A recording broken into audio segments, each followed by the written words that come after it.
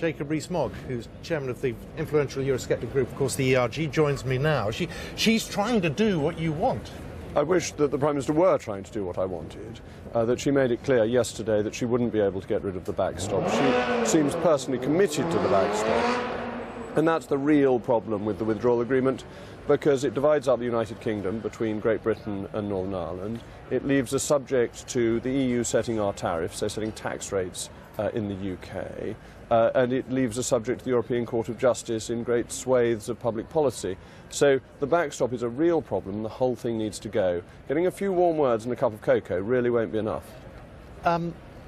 The time for that language has passed, isn't it? Because the whole country now is very worried about what we're facing. And what we seem to be facing more and more likely every day is a no deal. Well, leaving on World Trade terms, leaving on the 29th of March, is a perfectly reasonable thing to do. Well, it is if you have a bilateral agreement with countries already in place. We have nothing. Well, we are able to deal under WTO terms unless the EU were to punish us, in which case it would be in breach of a number of international treaties. Why should we assume that the EU will break the law to punish us? I think that is not the way civilised nation states behave. We buy £95 billion worth of goods more from them than they buy for us. There's a strong incentive for their exporters that we should carry on trading. It will allow us to cut tariffs on essentials, on food, clothing and footwear, reducing the cost of living for people, and we save £39 billion. Now, on the forecast... Oh, you save £35 billion? £39 billion, because we don't have to pay them any money if we leave. We morally are obliged to pay that. No. Is there no moral case to pay that money? No, I don't think there is, actually, because the European Union, for example, runs a pay-as-you-go pension system. When we joined the European Union, we paid the pensions of people who had retired before we had joined. They're now expecting us on the time we leave to do the reverse, to pay as if it were a funded pension. But that seems to be unreasonable morally to have it both ways around. That have been undertaken that we have a responsibility for. Likewise, when we joined, we paid our share of projects that had already been committed to. Can't have it both ways, and the legal position is absolutely clear. If we leave under Article 50 without having reached a withdrawal agreement, we owe no money, according to a House of Lords report which had many pro-Europeans on the committee.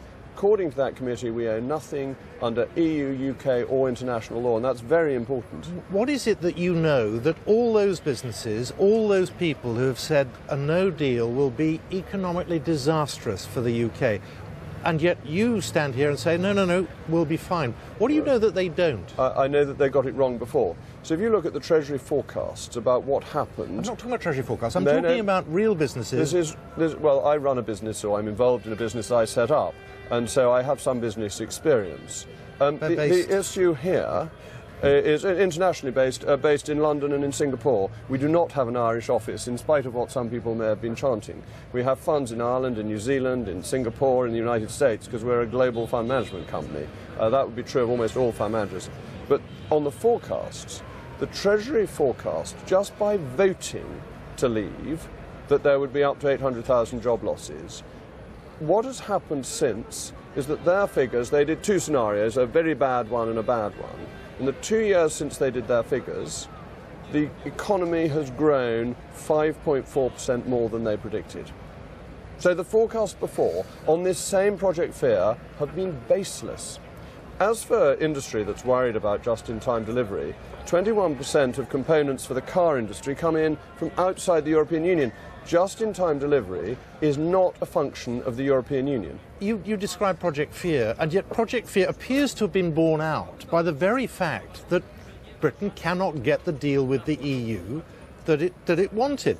Everything that you said would be a piece of cake, would be easily done. The promises that were made, many are saying on a false prospectus, looking back, just cannot be delivered. I don't think there was any false prospectus. I think the arguments were put by both sides honestly and straightforwardly. Leaving on the 29th of March, WTO terms, puts us on a very well understood, well regulated, well used international footing in our dealings with the European Union. On day one? On day one, under WTO terms. Now, if the French decide that they're going to close Calais, as it happens that they've done before, at one point for 3 weeks, that would be in breach of their international agreement. So are you saying to me that the French will break international law the day we leave? I'm not saying anything. No. Not that I'd be entirely surprised if they didn't, because none of us knows. Well, if you work on the assumption that your friends and allies will break international law, then the whole basis of international order breaks down. I think you have to assume that people will behave in good faith under obligations that they are committed to well beyond the European treaties. It's difficult, though, to pin a country's future on good faith. People are really concerned and worried now about what's happening. No, people voted to leave. That's the key thing. 17.4 million people heard all these scare stories. They didn't believe them. So far they've been wrong.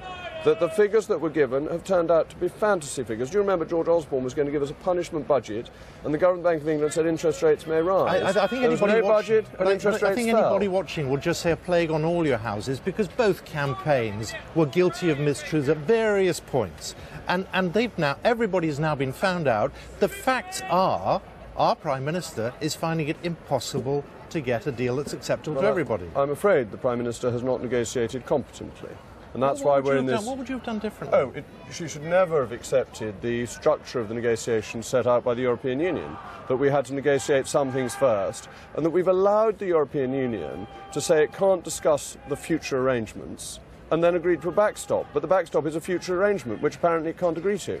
So we've allowed the European Union to run rings round us. And you don't think they'll do that after, if there is a no deal? No, because the Prime Minister is a Remainer and she never really wanted to leave. And she said recently, which is quite an interesting comment, she said people who believe in leaving without a deal should be honest about the risks that come from that. Now, that really doesn't square with her going around saying no deal is better than a bad deal. If she always thought that leaving without a deal was so dangerous, why did she go on and on about no deal being better than a bad deal? One or other of her statements can't be strictly accurate. The one thing that must worry you is that the other option, of course, other than a no deal, is another vote.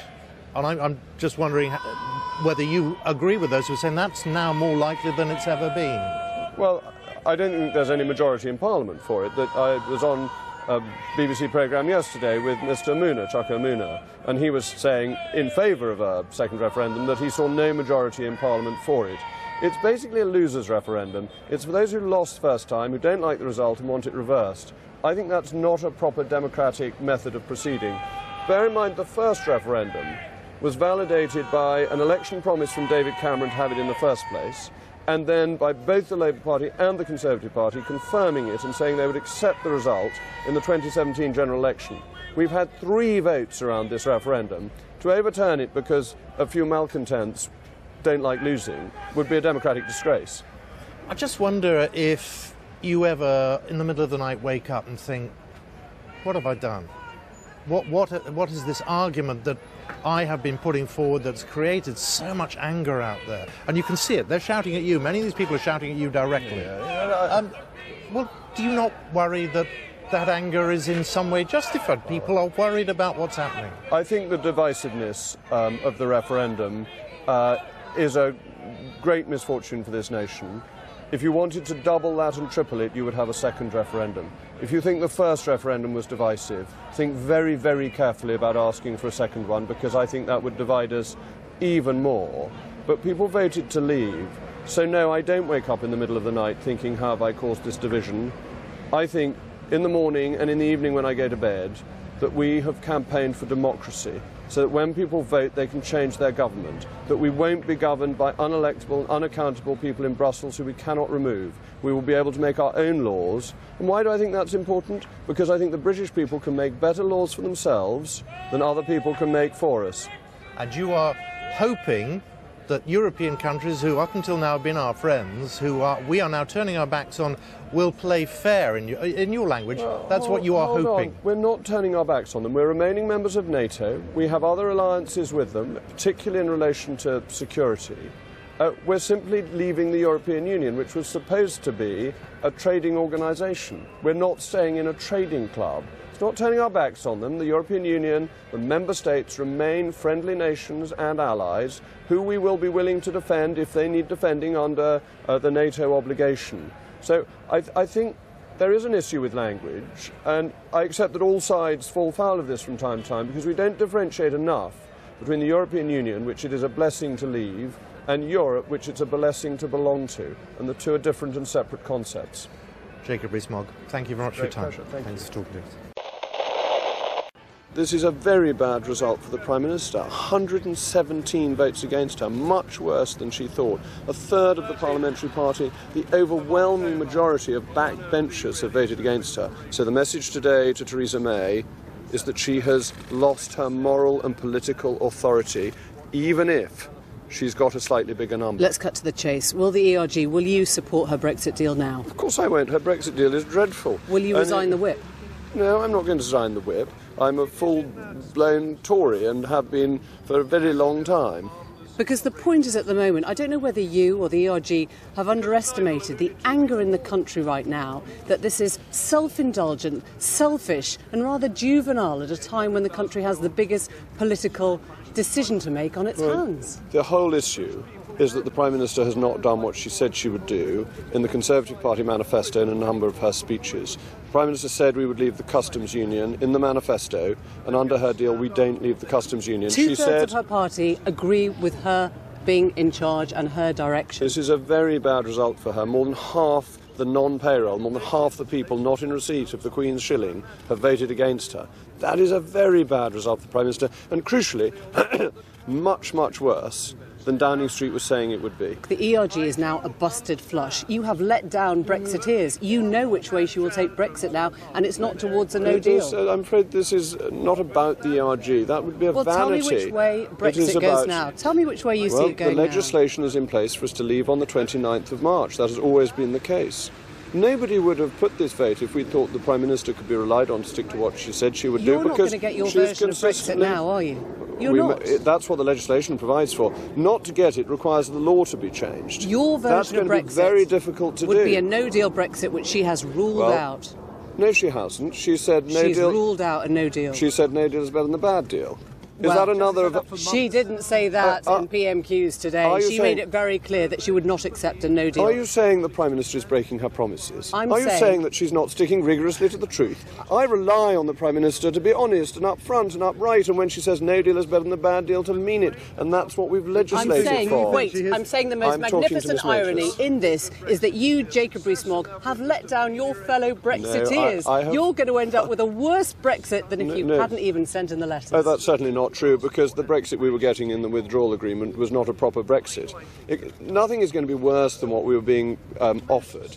That we need to get back to a real Brexit. It's what the country voted for, and it would be a failure, an ignominious failure of the government not to deliver that. And if we head into a people's vote now, perhaps you should apologise to all the Brexiteers in the country for letting them down too. I don't see why there's any reason to have a loser's vote. We had a referendum, people voted to leave, they've made the decision, that decision needs to be implemented. It was reinforced by a general election where both major parties said that they would deliver on the result of that referendum.